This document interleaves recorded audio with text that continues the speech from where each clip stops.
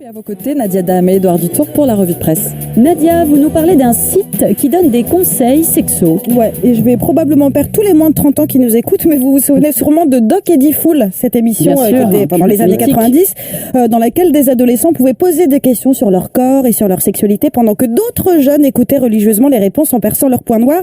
Alors l'émission n'existe plus, mais le besoin des jeunes et des moins jeunes d'avoir des réponses à leurs questionnements sur leur sexualité, ça existe toujours. Simplement aujourd'hui, de manière générale, quand on se pose une question, on va la chercher sur Internet et notamment sur des sites de type Doctissimo. Et c'est pas toujours l'idée du siècle, parce que je rappelle que dans la rubrique sexo de Doctissimo, il y a notamment des gens qui confessent faire l'amour avec des déguisements de petits poneys. Alors a-t-on vraiment envie d'avoir des conseils de gens qui font ça? Je ne crois pas.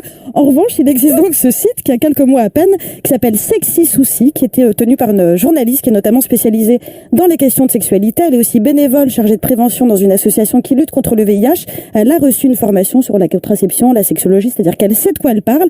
Et ça donc, ça lui permet de répondre aux questions anonymes des internautes sur le sexe, sur le corps, sur l'identité sexuelle.